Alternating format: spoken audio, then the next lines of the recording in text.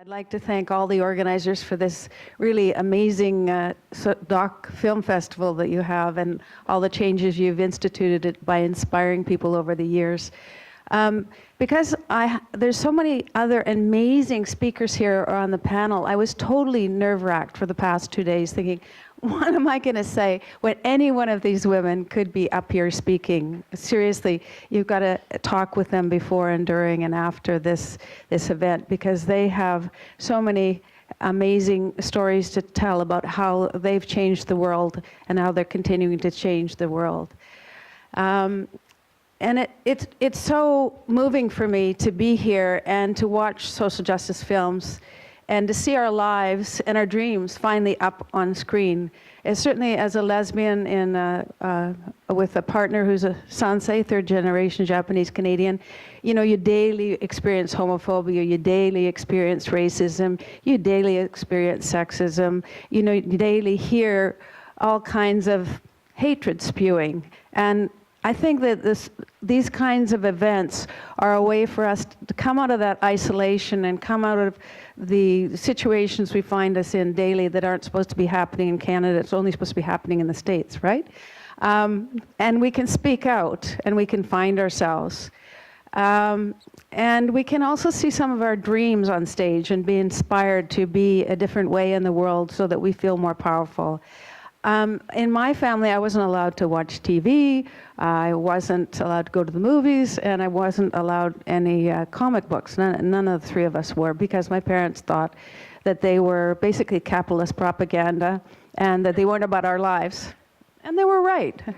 I mean, but joining you and eating popcorn as a metaphor for all that amazing food out there, and taking a look at Ruth Bader Ginsburg's work, where she just was like a razor sharp visionary of what she wanted and she would not give up, is my idea of a great night.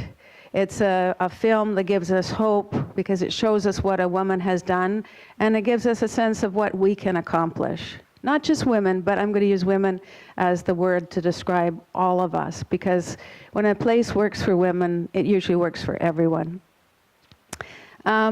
Each one of us, in our own way, can change this world. I'm a change worker, and it feels great being with other change makers. I've joined you to share social justice images and ideas, and I think we will be motivated to discuss how we not only can address the world economic crisis that we didn't create and climate change, but we can also talk about why and how the wealthy of the world, the corporations and their control of the mass media has. And now, right now, at any point, an international event could set off a nuclear war because of the moves of the American government. So it's terrifying and it's crucial that we gather together and share with each other. Doing this is also a way to tackle racism, sexism, homophobia, transphobia, Islamophobia, refugee phobia, etc., because they are all interconnected. There's a reason that Crenshaw said we had to use an intersectional lens. It's because you can't separate economics from racism. You can't separate climate change from gender inequality. They are all very, very interconnected, and the solutions to addressing them come from us all working together, recognizing our differences in power and status in the world. I was so moved by what happened with the appointment of the racist rapist Kavanaugh to the Supreme Court. The women mourned and they raged, and then they organized and they elected incredible social activists and leaders. In October, there's a federal election. We have 8 months to organize. And we too can organize people who will work for social justice. But we have to get organized now. We have 8 months to do it. There's lots of other things we have to do, but there's certain moments in history when we have to do certain things because that opportunity won't come again. It's a time when we can call for a national housing program, a national child care program. We have the right to affordable housing, education, healthcare, and many other things.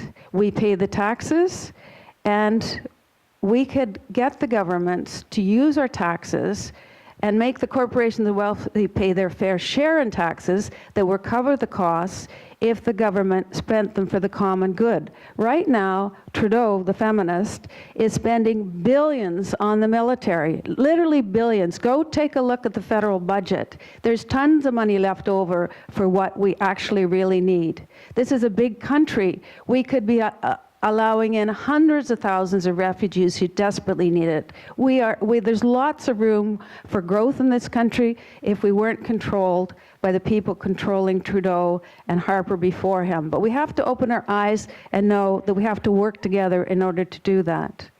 We could be a peacekeeping country. We could be a lead peacekeeper. And in that role, we could deal with climate change, homelessness, refugees, wars, violence against women and against the Kurds, the Rohingya, and in Canada, the Indigenous people. These things are not separated. So we have to get active in the next 8 months to ensure that the people who are running are actually speaking about our needs and going to be spending our money on the things that we and people around the world need. There's something that we can all do for the common good. We can organize and rise up calling for our needs to be addressed. You can organize. We can all organize. We all do it in different ways. Some people knit things and put them up in trees. Jean Swanson's in Vancouver City Council knitting, and she's one of the most articulate activists on council, knitting. There's lots of ways we can organize. One time I set up a women's liberation bookmobile and traveled all over Ontario and Quebec sharing literature. There's social docs. There's lots of different ways, and I think all these women here probably have amazing things they've done and ways to fight back. Rosa Parks refused to sit at the back of the bus anymore, not because she was tired, as she says. She was tired of putting up with the racism, and she launched a massive civil rights campaign. And during the Golden Globes, Sandra Oh just punched a fist through the racism of the major film festivals and film corporations and said, no more. And it won't be the same anymore. I just saw If Beale Street Could Talk, which is a fist through the violence against black men and women by the police and the prison system in the States. But you know, it is so much the same as what's happening in the imprisonment of young Indigenous men and women. So much the same. And the way the prison system just further treats people barbarically. And it's poor people. Overwhelmingly, it's poor people going to jail. It's not the wealthy going to jail. And I heard another wonderful thing that I was listening to was, I don't know how many of you heard the CBC interview with Dominique, and she talked about the film series Pose, about the lives of transgendered people and performance artists. It's great. She was just blew me away. And Susan Tabata's film about Bernie Williams. And Bernie Williams is a lesbian Indigenous activist. She walked with Gladys Raddick from Vancouver to Ottawa, from Vancouver to Prince George, talking about the murdered and missing women. And she carved a totem pole that's now up at Pigeon Park. And this great film is called The Survivor Totem Pole, which I hope you can get and look at. All these things are just steps that we take. Bernie and Gladys, who only has one leg, walked literally thousands of miles and have saved thousands of lives. We're seeing images from Syria, Venezuela, Palestine, France, and Saudi Arabia as very diverse people are rising and saying they do not accept the status quo. We will take back the wealth that we have created and speak of things openly that have kept us weak and divided. I did grow up in an activist household reading W.E.B. Du Bois, Frantz Fanon, Paulo Freire, Simone de Beauvoir, Hans Yen, Dostoevsky, and singing Pete Seeger, Paul Robeson, and the Weavers around a campfire. But really, for me personally, the turning point was the abortion caravan. And I've written about that, and maybe some of you know about it. Women from coast to coast to coast drove across the country doing street theater, speaking, mobilizing women, and we got to Ottawa to talk about women's right to choose, because in 1970, we couldn't even get birth control, let alone choose to have an abortion. And hundreds of the gravestones you see across Canada, those are women who died because they had to get an illegal abortion. And it's still going on. But in that day, we decided we had to act. And when we got to the House of Commons, only Grace McGuinness came out to meet with us. So we decided we were going to meet the Prime Minister and the members of Parliament. And we snuck in the Parliament buildings. And we chained ourselves in the House of Commons. And one after another, we stood up and said, women's right to choose, women's right to choose, women are dying. We started to talk about the situation, and they went crazy. They could not believe that the people had gone to the power. And we actually were able to change things and eventually get women's right to choose. We never looked back because we had built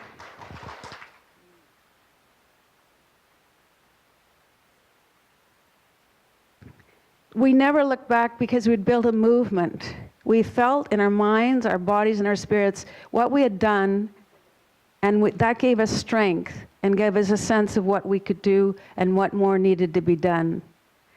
And one thing that still hasn't been done is Indigenous women are still being sterilized against their will and against their knowing that this is happening. And that's coming out of the Murdered Missing Women's Inquiry.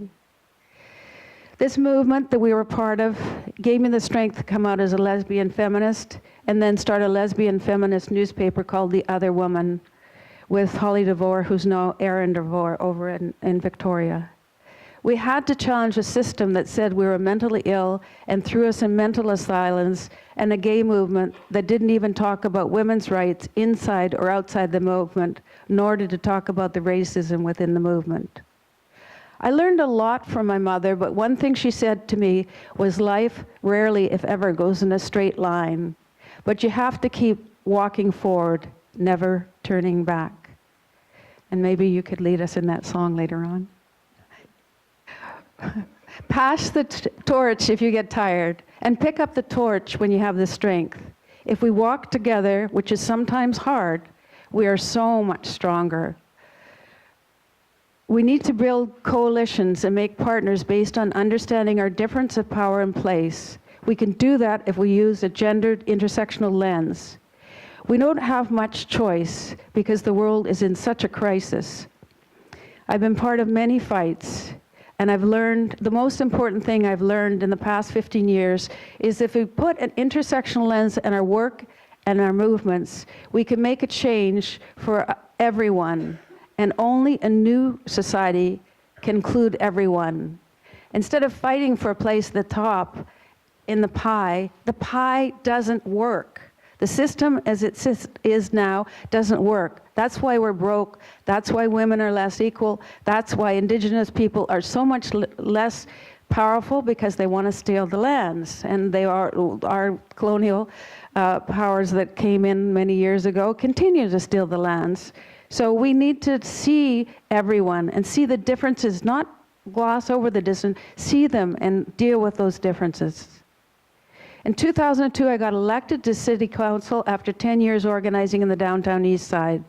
And when I got elected, I set up the LGBTQ Advisory Committee in the recommendations of the first gender equality strategy for the City of Vancouver, which is the first in Canada. And we recommended that advisory committee. We recommended an LGBTQ advisory committee, and we dedicated an organization we built called Women Transforming City to the murdered and missing women of the downtown East Side, so that we will never, ever forget what happened. And it's still, women are still going missing. I work in cities because it's in cities where 70% of the population will live in 30 years, and 60% of the infrastructure has yet to be built. So there's lots to do and lots of possibilities. It's the closest level of government to the people, and it is where women can organize the resistance, because we don't have much money. 51% of us don't own or drive cars, so we need to build affordable, sustainable transit system. We need the support possible in cities for unpaid work in the home and in the community, so we want childcare, and we're organizing for pay equity working with the unions. Did you realize that 2 men living together earn 60% more than 2 women living together, and it's usually the women doing the childcare and the elder care? Over 50% of senior women live below the low-income threshold or the poverty line. only 16% of mayors in Canada are women. If we put an intersectional lens on this information, it's much, much worse. In cities, we come together and organize. Around the world, diverse self-identified women are rising up in small groups like our organization, Women Transforming Cities. I want to share some of our work and hope you can help push this in social media. We have the Hot Pink Paper municipal campaign. I don't know how many of you have seen it. It's 11 key issues to make women-friendly cities. The first one is put a gender intersectional lens on cities' policies, programs, budgets, funding, staffing, and governance. It's things like we need wards. It's things like we need a citywide anti-violence strategy working between the mayor's office and women's anti-violence groups. So we put together these 11 different issues: transit, violence, childcare, environmental issues, Indigenous women's issues, et cetera, together. And we held 2 major forums. One was in Surrey and one was in Vancouver. Hot Pink Paper, Women Friendly Surrey, and a Hot Pink Paper, Women Friendly Vancouver. And we got the mayor of Vancouver and all the councillors to agree to the majority of the issues. And now we already go to council and we said, this is what you committed to, this is what you promised, we want an amendment to that motion, and we get it because we've got them to sign.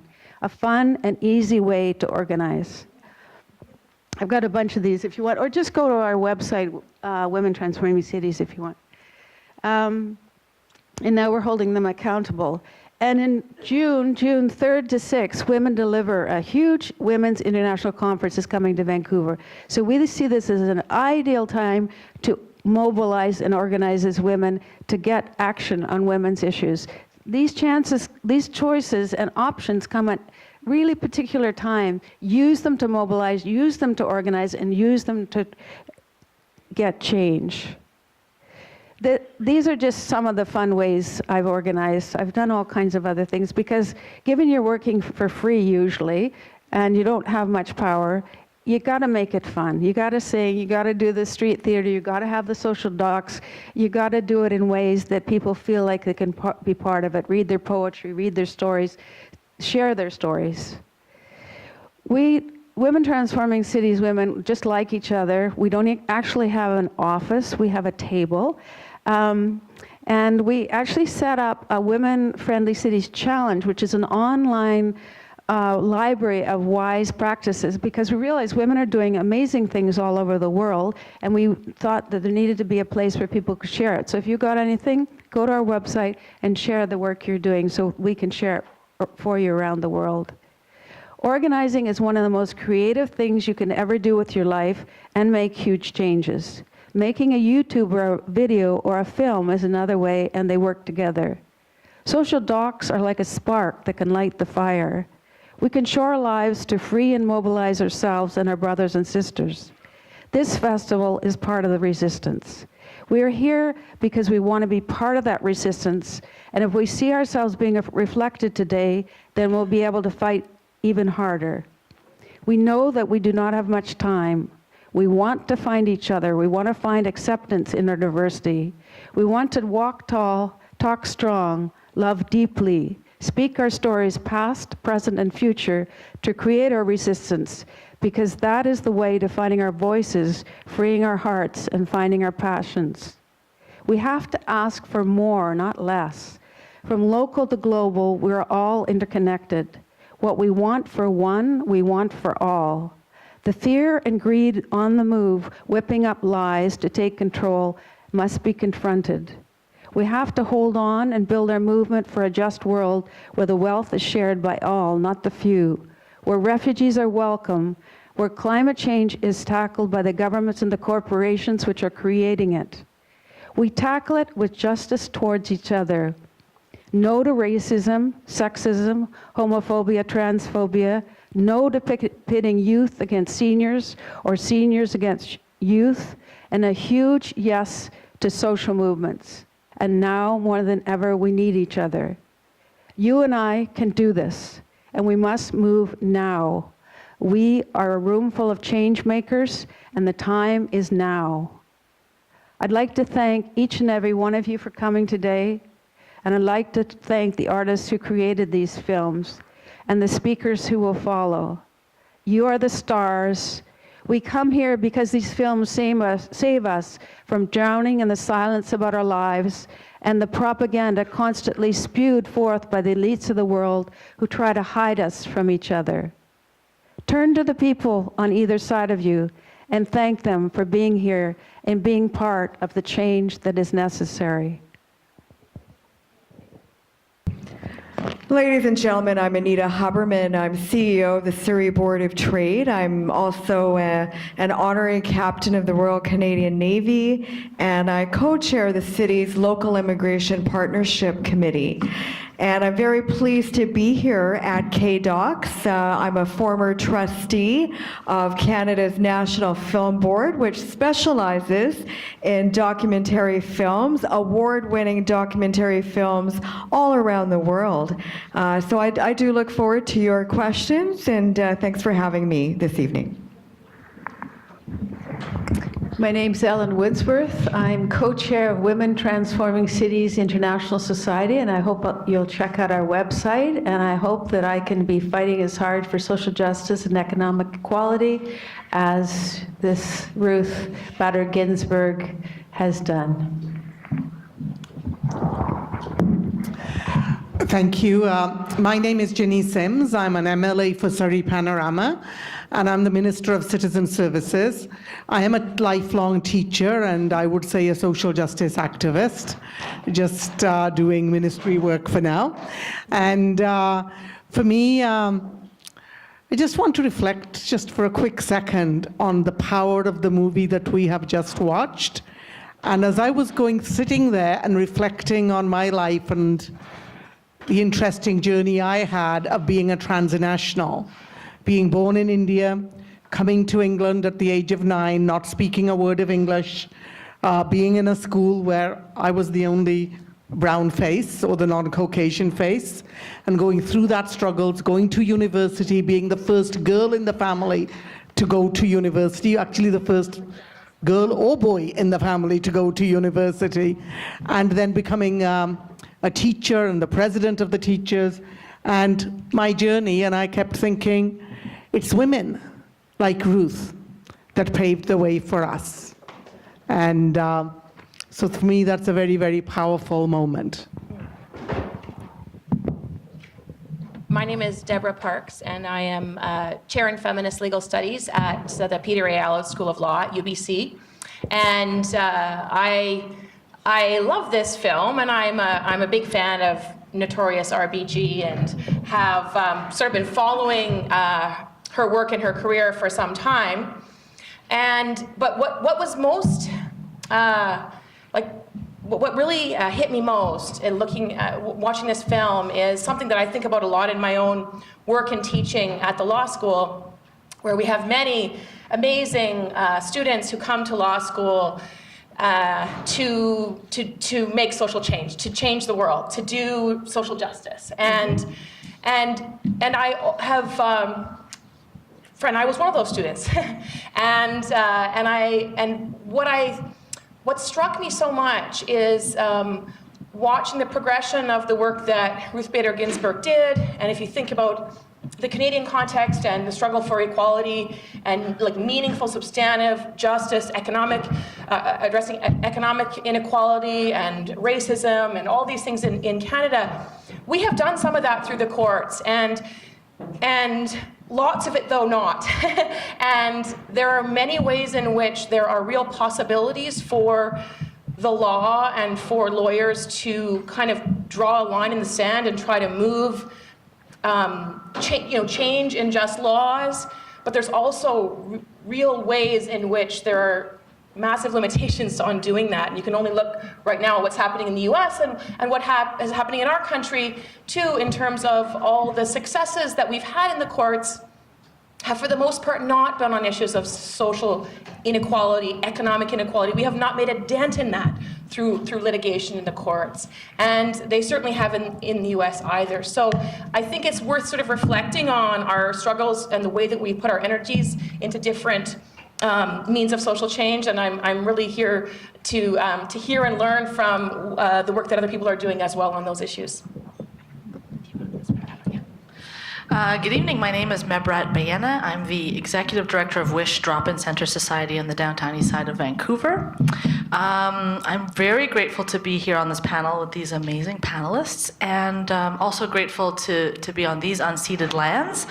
I'm a mother. Our family are settlers from East Africa, and we ended up settling in Quebec in what is Mohawk territory south of Montreal.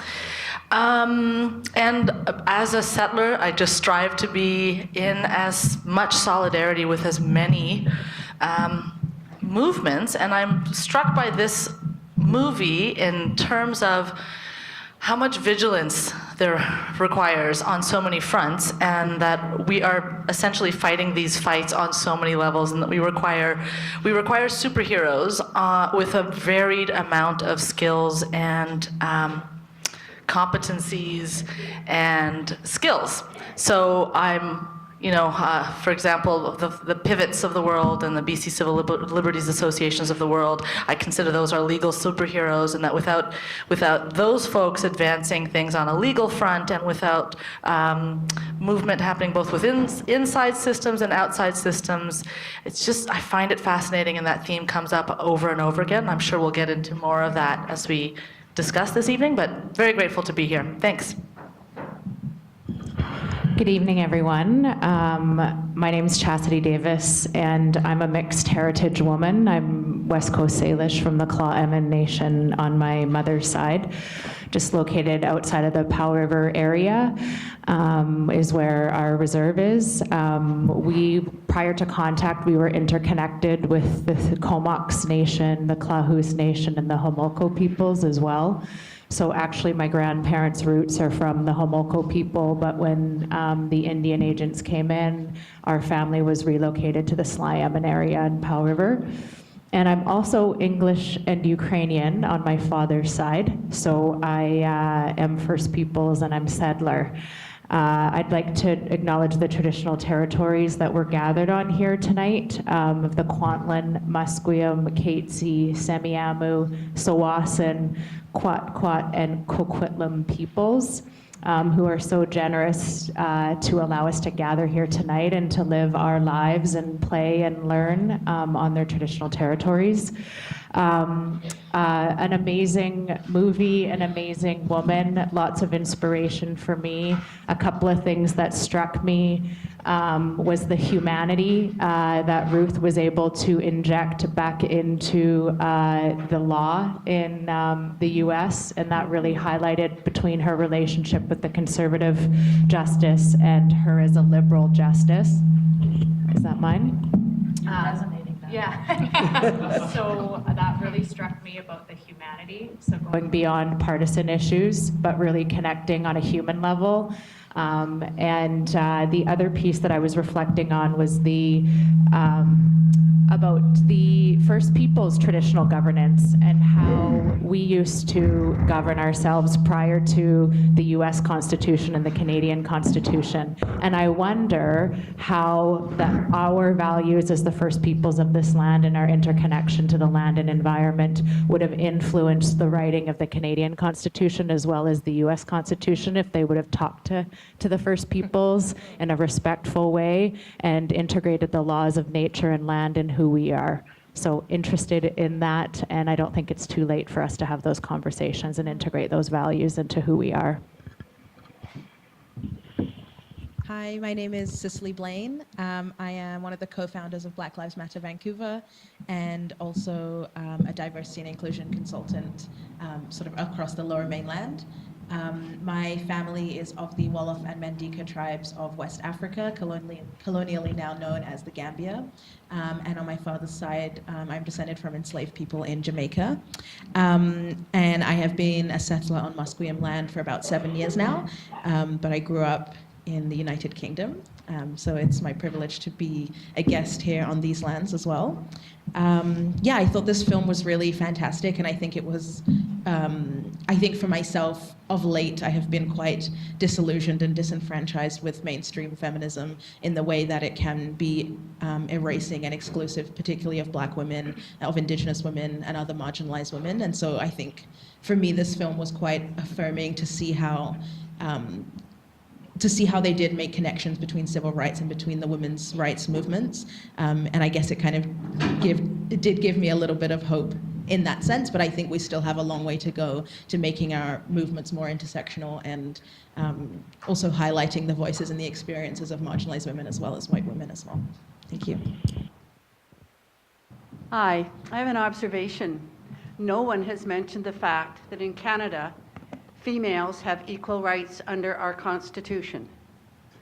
Women in the United States of America do not have constitutional equal rights. They have failed to pass the 21st Amendment. So that any piece of legislation in the States with regards to any rights that women might have in any aspect can be wiped out by further writing of legislation. And that, I don't think, is made really clear in this fantastic documentary. The fragility of the position of women in the United States.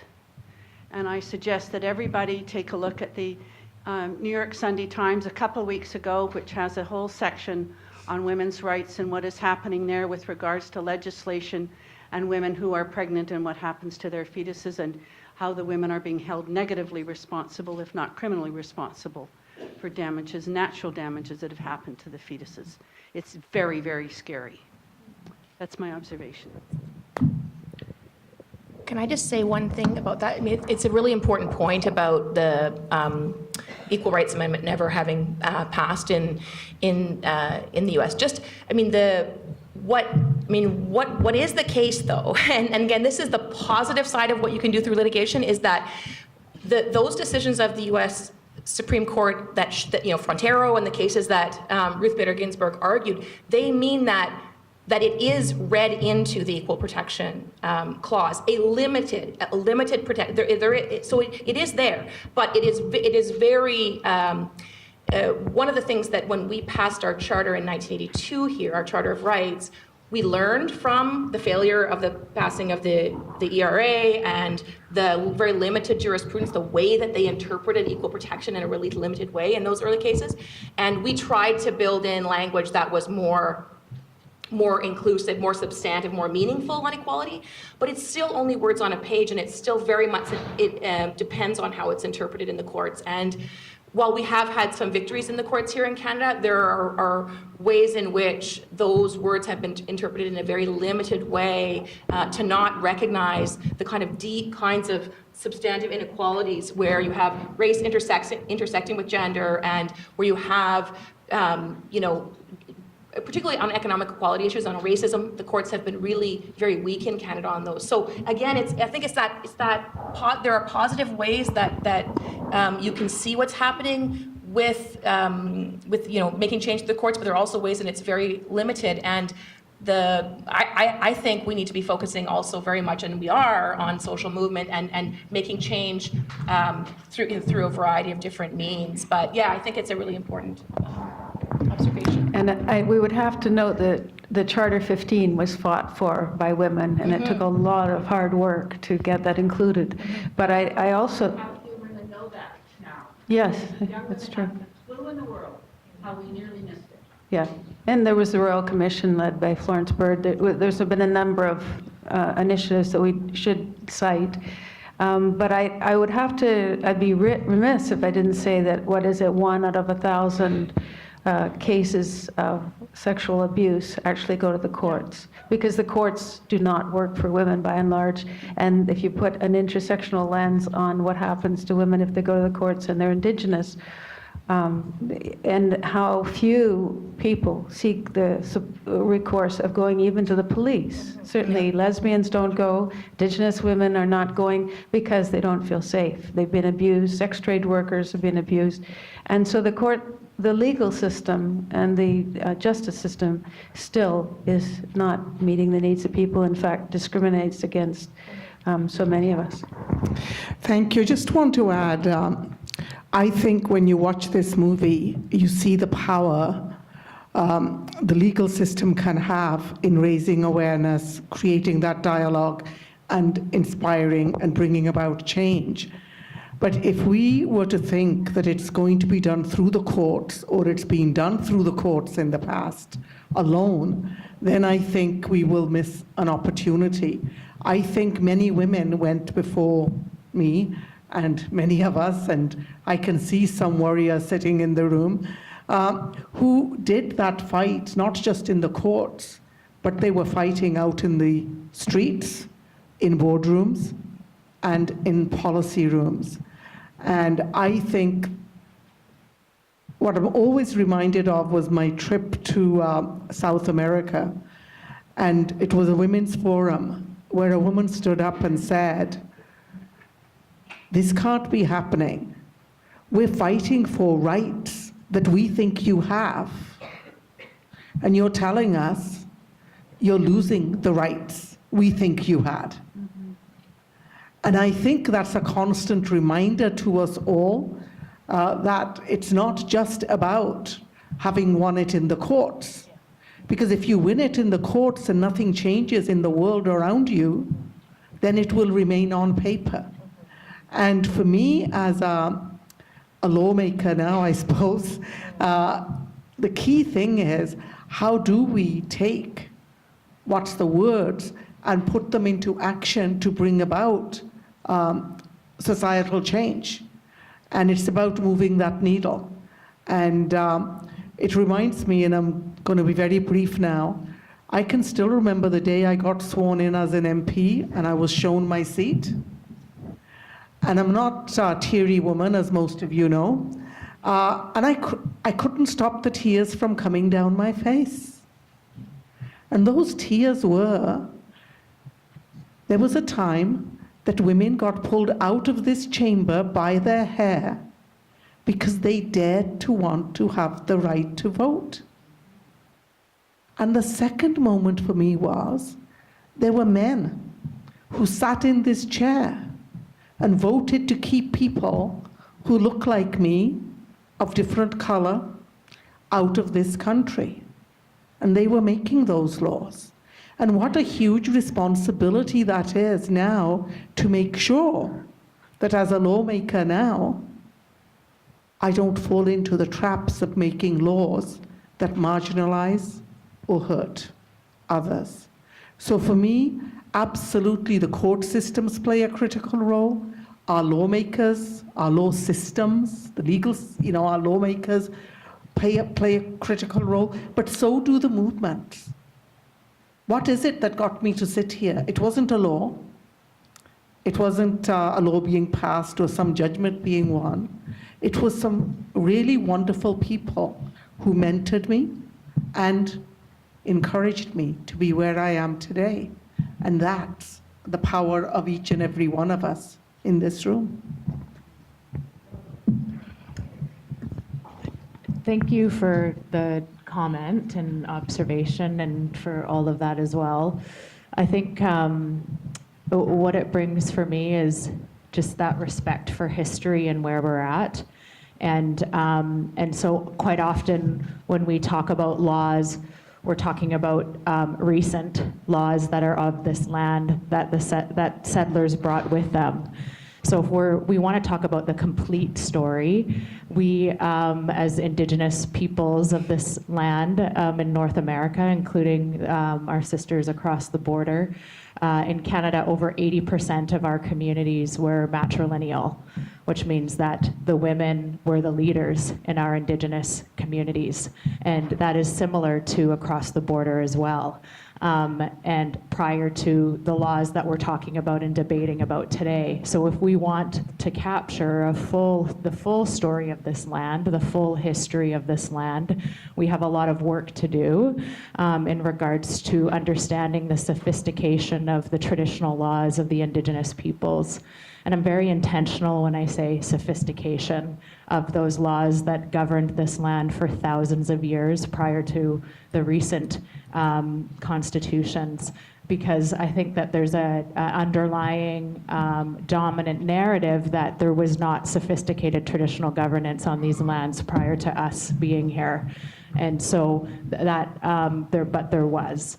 And so we have a lot of work to do as this current generation to understand what those traditional laws were and governance of the lands were as well.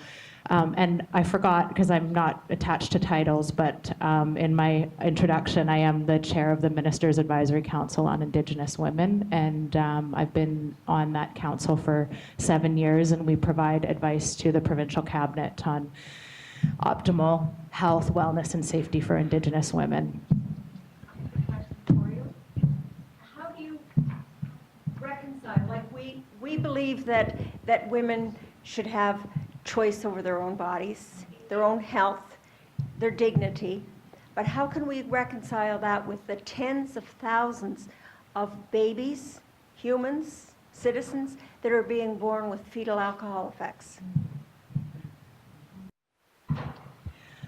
So how do we reconcile that? Well, how can you stop all these damaged poor people being born with brain damage? Mm-hmm. With fetal alcohol. Thousands a year. Yeah, and I'm actually working with the Asante Center, who does the assessments for British Columbia for fetal alcohol syndrome. So I'm working with them on their reconciliation program, so implementing that through the organization, not as my role as chair, but in my other role as consultant. It's too late after the baby's born. Yeah. You have to do something before. Definitely. Before the pregnancy. Yeah, and it's the numbers actually are similar for Indigenous children and non-Indigenous children, and so there's just to kind of break down that myth as well that the fetal alcohol syndrome that the numbers and statistics run similar in doesn't beyond race. But I think that in regards to Indigenous communities, that's where we need to understand our history and the introduction of alcohol to our communities that was brought over from the settlers, and looking back into that history and how alcohol was used to break down the communities, and how also the laws, if we're talking about laws, and how the Indian Act was used to break down communities, and still is used. And so it's a complex conversation in regards to unpacking all of how we can reconcile fetal alcohol syndrome, I think not only in Indigenous communities, but in all communities. But yeah, I think also it looks like at prevention. It also looks at being able to invest in the health, wellness, and safety of the matriarchs in our Indigenous communities. And I always say that it's one of the most powerful investments that any government can make in this country and in this province is in the health, wellness, and safety of Indigenous women, because the ripple effects of that are not only felt by Indigenous communities, but all of us as Canada. If we're topping statistics in obesity or suicide or cancer rates as Indigenous people, then all of our communities in Canada definitely benefit from investing in the health, wellness, and safety of Indigenous women. So that's where to start. And that I could talk for hours about what that looks like, but so those are some comments. Thank you for taking the response to that. And I taught in high school for years. I'm a counselor as well. And I can say one thing, that when it comes to drugs and addictions, it knows no culture. It knows no economic barriers. It is right across the board. And it's a societal issue that we do need to take on. The deaths due to the opioid crisis are just horrendous, as we all know. Mental health issues are growing. So it's a multifaceted approach that you've got to take a look at education, prevention, early intervention, rehabilitation, and then reintegration. So it is something we have to go tackle. We have to accept that addictions exist, mental illness exists. We have to name the beast, and then we have to have a multi-pronged approach, which I think we're well on the road to doing. So we have another speaker here, and then I saw a hand over there. Great, so you're next. Thank you. Jewel Smith. I'm work for KSA, but I'm also chair of the Council of Canadians with Women of Council of Canadians with Disabilities. And a few of you on the panel know me very well, and you know probably what I'll speak to. There were some interesting things in the film that I've been reflecting on. Initially, there was some words put across the screen when they were talking about her, RBG's early career, words like subordinate, waste of human resources, dependent, and there were others, but I was writing and I didn't catch them all. And these are words very much used to put people with disabilities in their place. And many of you have mentioned diverse intersections as you've been speaking, but not specifically disability. And I think it's a really important group to include as we move forward. As was said by Ellen earlier, we have 8 months to organize. There are things on the table right now impacting the disability community enormously, laws that are impacting our community, including the Accessibility Act federally. I'm having the opportunity to speak before Senate, I think in 3 weeks. But it's an important act to happen, even with its flaws, but then we need to, as a movement and as a group, move it forward to better places. We also need to really look at the medical aid in dying laws and how they're impacting my community. People with disabilities, our FASD is included, seem to be less human, less citizens, and not worthy of a full life with all the care involved. And it's wonderful to have medical aid in dying if you have all the things protecting a people. But when you don't, those vulnerable groups are the first to get shut down. I know that Ellen also mentioned, and Chastity knows the statistics around Indigenous women who are experiencing forced sterilization. So is the disability community. We use the term coerced sterilization. People are often convinced that they shouldn't procreate, even when their disability is not genetic, and not that I actually think that's an argument. I think I live a full, amazing life, and I'm glad I was born, and I'm glad I wasn't aborted. But these are conversations that don't happen often enough. And if we're going to stand together, we need to have all of us. Thanks.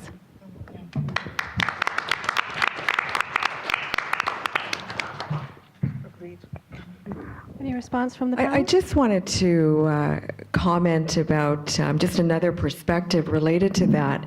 And my background, of course, is business and workplace, and persons with disabilities in the workplace. It's been challenging. We have done absolutely so much work, so many studies, so many focus groups with employers. We're facing a skills shortage in this country. It's a major economic impediment. Of course, the federal government has a significant immigration plan, and that's all good, but we also have good working Canadians, persons with disabilities, that can also do the job and run businesses. And I think, that needs to be recognized as well in your overall narrative, too. And Jewel, I think I'm always grateful when we're on committees together and when we get to be in rooms together, because this other piece around how many of the different issues that we're all working on or trying to advance actually have connections and commonalities that have to explicitly be made and repeatedly be made. And so I do worry, at times that there isn't enough time to organize. There isn't enough time to make sure that everybody's at the table that should be at the table, that all of the voices are being heard. Another thing that always strikes me about films like this, again, I mentioned earlier about that theme of working within systems and without systems, outside of systems. One thing that is very clear is, I don't think I would abandon the efforts of those folks that are going to continue to work within the system. But I think it's also very clear to name that the systems are working exactly as they've been designed. And it's not necessarily that they're broken, but that they're actually functioning extremely well and as intended. And so this conversation around how much of the system are we trying to shift, as opposed to we can't work with this system. This system is actually inherently oppressive, inherently oppositional to humanity. So I then wonder, for all of us and all of you in the room as well, that interplay between how much effort we put into trying to work with the system. So for example, at WISH, what we do at WISH is support women who are in street-based sex work, which in a Canadian context is highly criminalized, and a group of women who are highly stigmatized and who, as was mentioned before, are not going to be accessing police for safety, and within the criminal justice system and the legal system are not going to ever get a fair shake. So how much effort do we put into supporting that system that is not looking to work with community, that doesn't seem to know how to work with community, may have the language to say we value community and we value voice, we value diversity, but systemically isn't showing us that that's what's happening. So I put that question back out to all of my fellow panelists around what is your own strategy? What are your strategies with that? To me, always feels like a constant and daily battle. Yeah, I think I just wanted to kind of add on to the train of what you're saying. I think it was really interesting how in the film they showed how hard she worked as being like a marker of how brilliant she was, and like that is a very much part of the capitalist system that we live within, and like who is most functioning. And like I think within like the mental health movement there's kind of, and like describing people as being high functioning or low functioning, and it's like that is only in relation to the success of a capitalist system, as to like who has the ability to contribute in ways that are seen as valuable by these like white supremacist patriarchal systems that, as you say, are specifically designed with intent to maintain power and privilege within the few and marginalize everybody else. And within the creation of that, obviously my experience is speaking about the Black community and Black history in North America and also in the UK as well, and thinking about how in our understandings of the creation of the modern day capitalist world, it literally relied on the physical bodies of Black people to create the worlds that we live in now.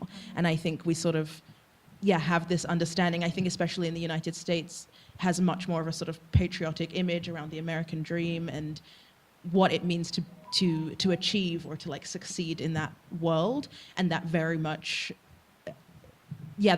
leaves behind certain communities, and especially the disabilities communities. Like even in the very like small scale work that I'm doing as a consultant, accessibility is like, it's always an afterthought. It's always like the very last thing that people consider, or it's sort of like, you know, they might consider it, but be like, oh, you know, we'll get a wheelchair ramp next time, or like something that's just not seen as a priority. And it's because, we just continue to recreate the systems that we've inherited rather than trying to find ways to break them down. Thank you. And I want to add a few things to what Anita has said, and I do want to commend the Surrey Board of Trade for the work that they have done in this area, working with employers, encouraging them as well.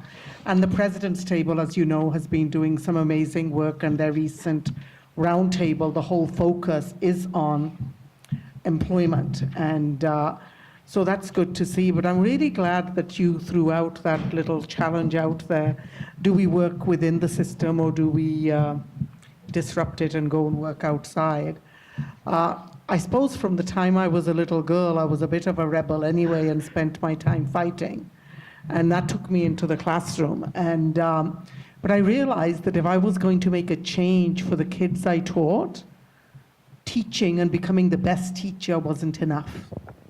That in order to impact their lives, I actually had to get involved outside in the community itself, because they couldn't leave racism, they couldn't leave sexism, they couldn't leave discrimination, hunger, sexual abuse, physical violence at the door, because all that comes into the classroom. So if you really want to teach and be a teacher who teaches the whole child, you have to start addressing some of those issues. So that took me to doing a lot of community work, eventually becoming the president of the BC Teachers Federation, as many of you know.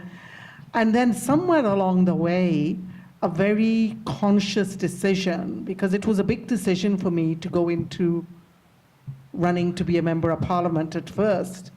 And why did I do it? And my daughter has asked me that question.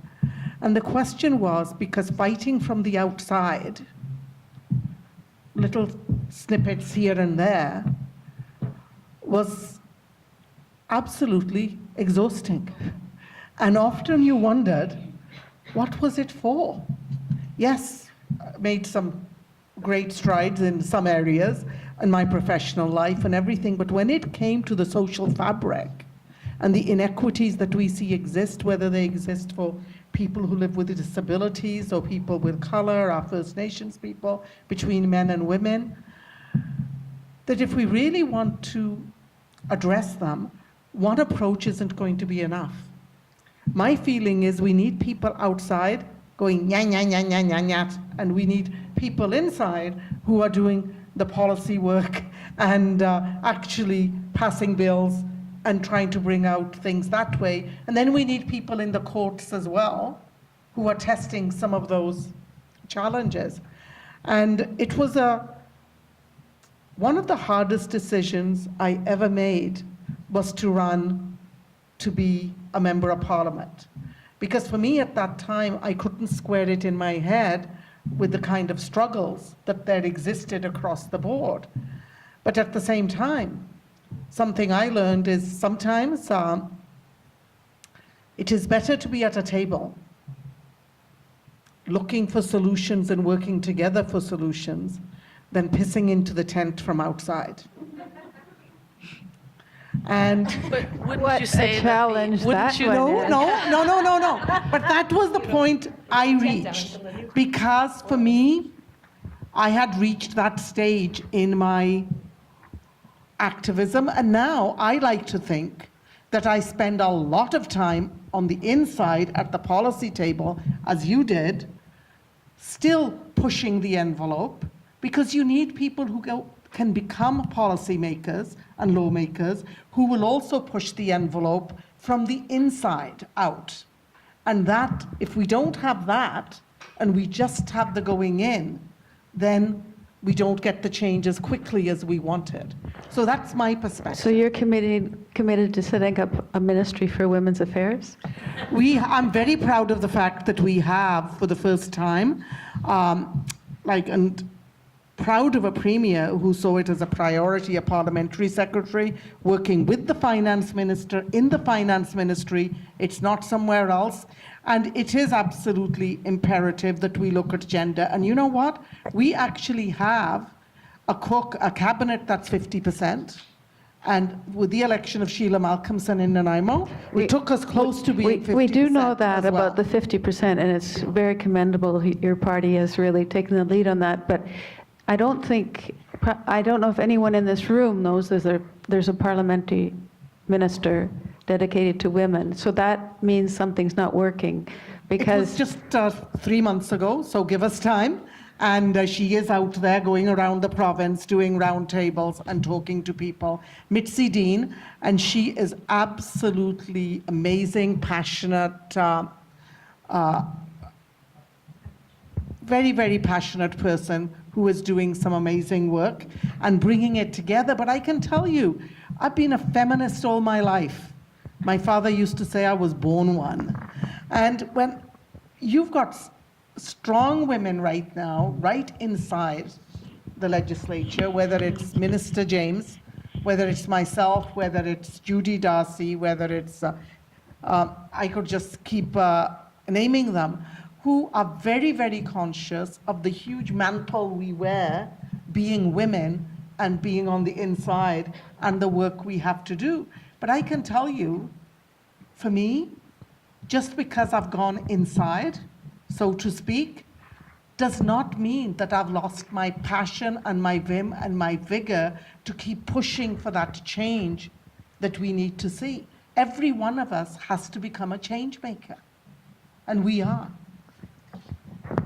I think there's an element of, I wouldn't say that one approach is better than the other. No, I that's think, what I was saying, we need all. yeah, you She absolutely got, she need got all- elected because of the social movement. So did Judy Darcy. that's it. So did all That's these it. amazing women, because there were strong social movements. And I think we're in a critical time politically where if we didn't have the leadership, the Indigenous people around climate change, we would be in an even worse situation than we are now. So I think it's the social movements who are actually leading the way in terms of new policies, whether it's around violence against Indigenous women, sex workers, pay equity rights, and the questions that you've raised around different abilities.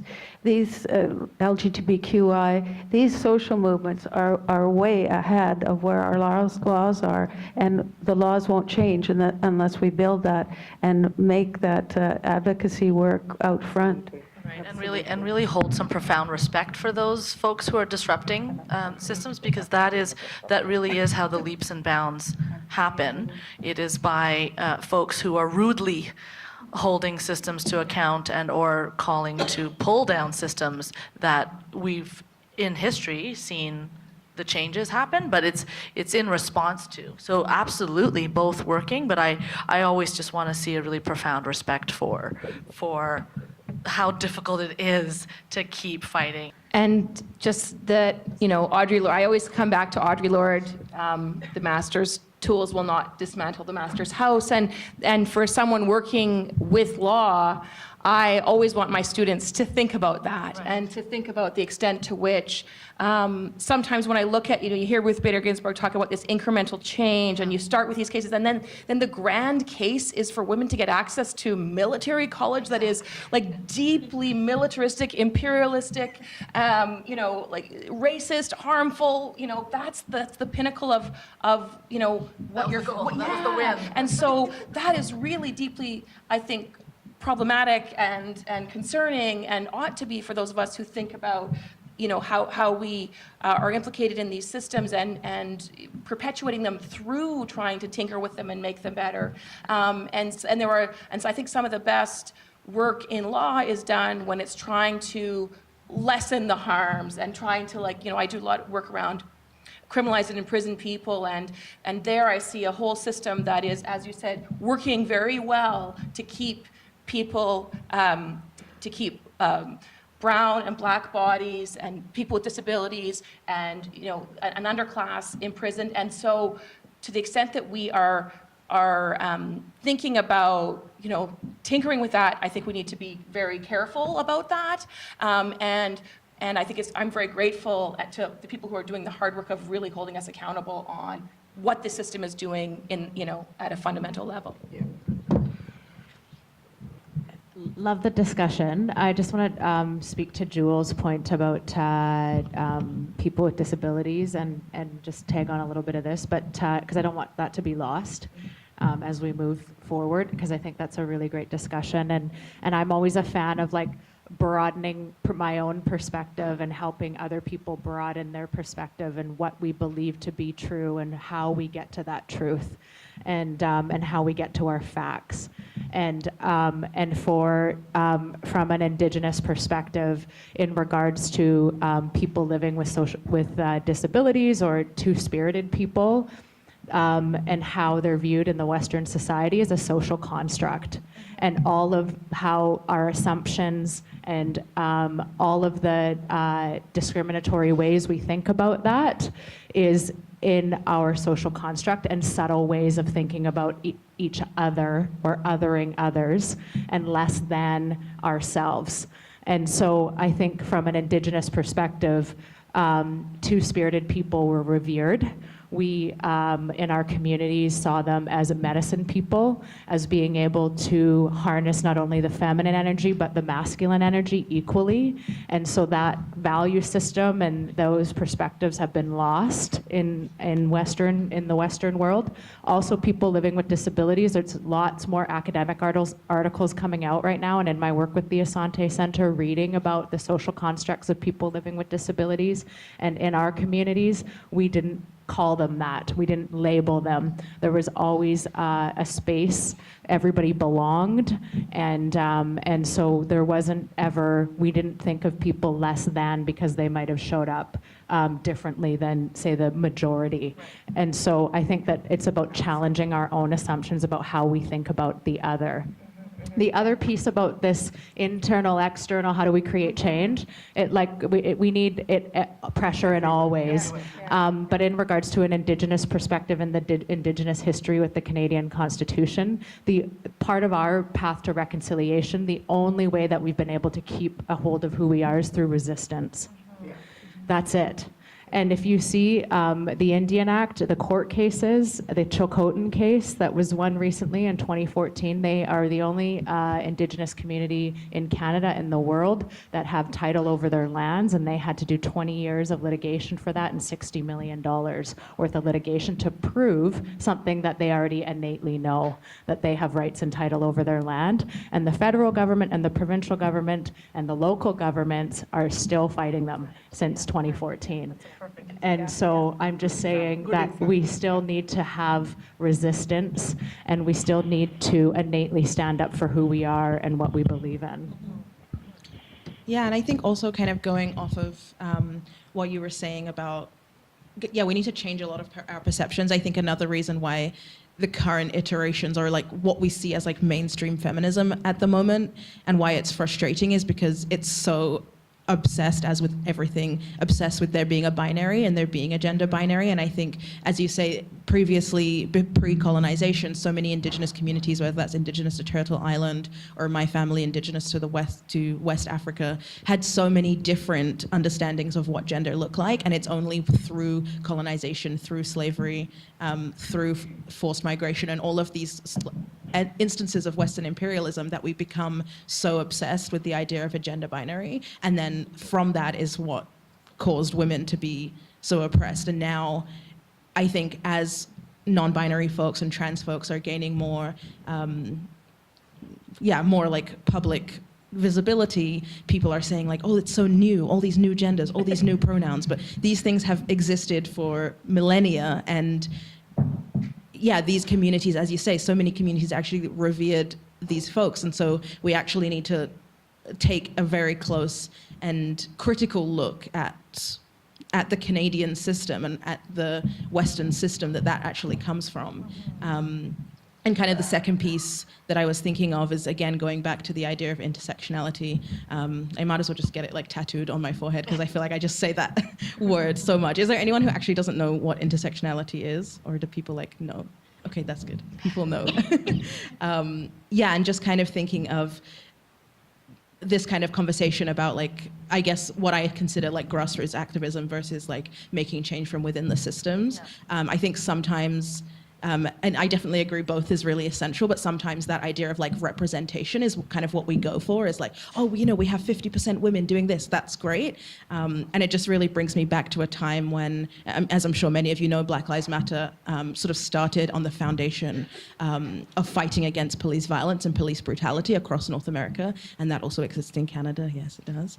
And I sat down with the Vancouver Police Department and I was saying, are you aware that inherent anti-blackness and racism exists within the Vancouver Police Department? And he said, well, we have 25% women.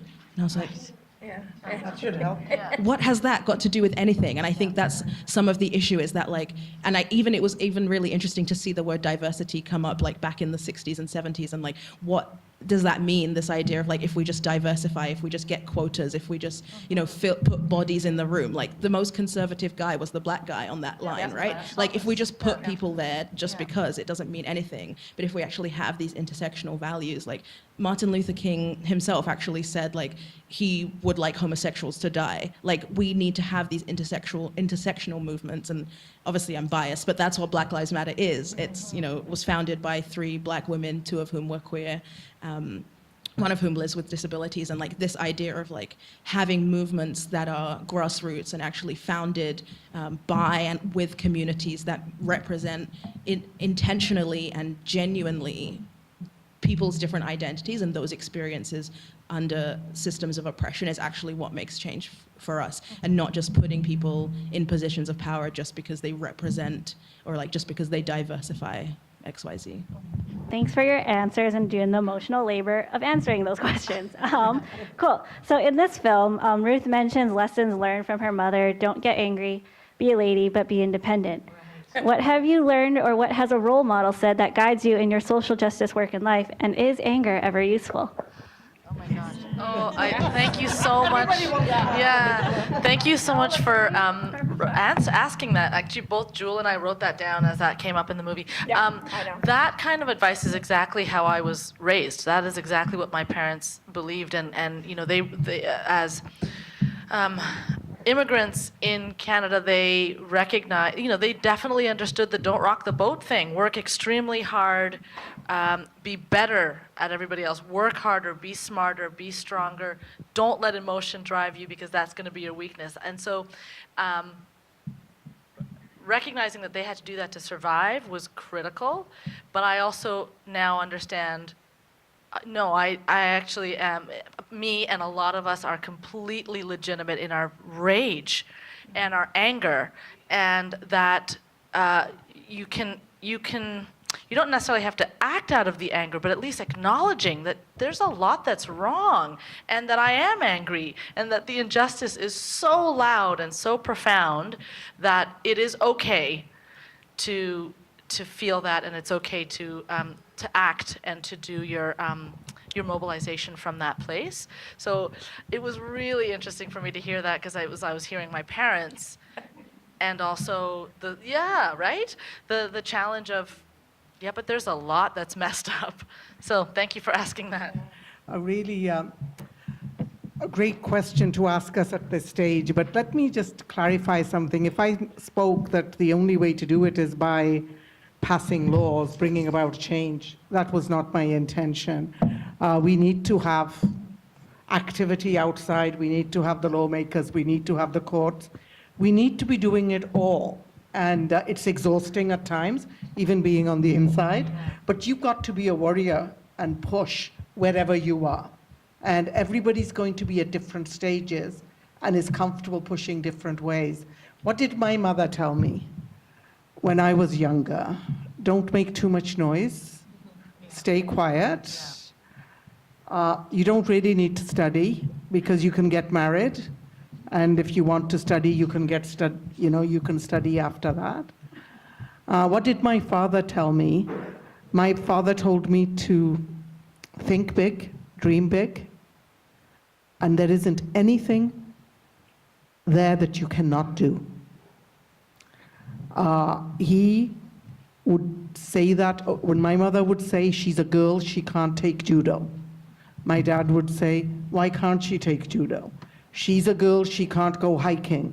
Why can't she go? She can't go away to university. Why can't she just go to the little college that's nearby home? It was the same. But that was their journey.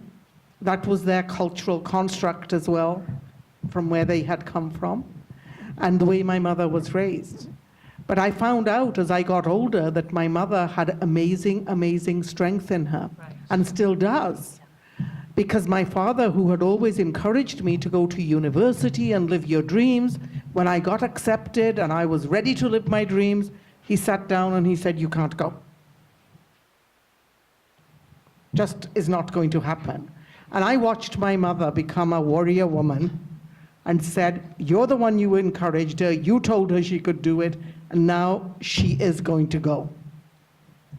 And so I've grown up with that, thinking my mother was the mild one in my early years, and realizing that she had an incredible amount of strength and influence in my life, and watched me and is responsible for who I am today. On the other hand, I have to tell you a joke. When there was a teacher strike going on, and Gordon Campbell was threatening to throw me in jail every other day or every hour, she was absolutely petrified. She would say, why do you have to speak? There's enough other people, let somebody else do the talking, you can just do the work in the background. Just stop talking, she would say. And we were with the media, was all around me, all the TV, and they could hear this. I was trying to calm my mother down, you know, and I'm sort of saying, it's okay, mother, I'll get a bit of a rest, don't worry about it. And whereas my father would say, now you've started on this, see it through. And at the end of the day, both of them told me one basic principle I still live with every single day. You're going to make choices that's going to make you annoyed with yourself and others.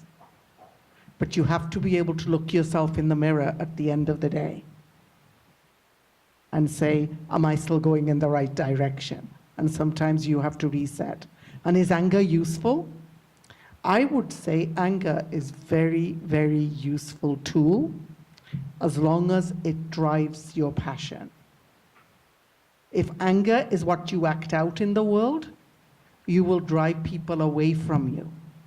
But if it's what drives you, injustice, child poverty, abuse, physical violence, all those things anger me to my core. And they drive the work I do. They drive my passion for it, but not, and at times you have to feign that anger. You saw me doing that during the teacher's strike and all of those things. Those are things we do in our roles, but inside of me, I think if there always wasn't some of that push from inside that things are wrong in the world that made me angry, I maybe wouldn't have the justice lens I have today. So thank you for asking that about the anger piece, because I think that's really important. I just want to share a brief story about an elder that went from Canada, went to present in Paris at the UN, and he was talking about sort of the history of Indigenous peoples in this country. And somebody stood up at the UN Assembly and said to him, "Wow, I'm so surprised that your people are not terrorists. With everything that's happened to them in your country. Right. I'm really surprised." Yeah. And the elder looked back at that gentleman and he said, "Because all of our teachings are based on love." And that's who we are as Indigenous peoples, is all of our teachings are based on love. And anger is definitely part of being human. Anger is a part of our human condition, is a feeling and emotion that we must embrace and get curious about. And that's been part of my journey, is to get curious about where that anger is coming from and to search for answers and to search for the humanity within that anger, to search for our similarities as human beings instead of our differences, to connect with everybody from a heart-centered place, whether they are NDP, Liberal, Conservative, Green, that doesn't matter to me. It's about our shared humanity and that everybody belongs.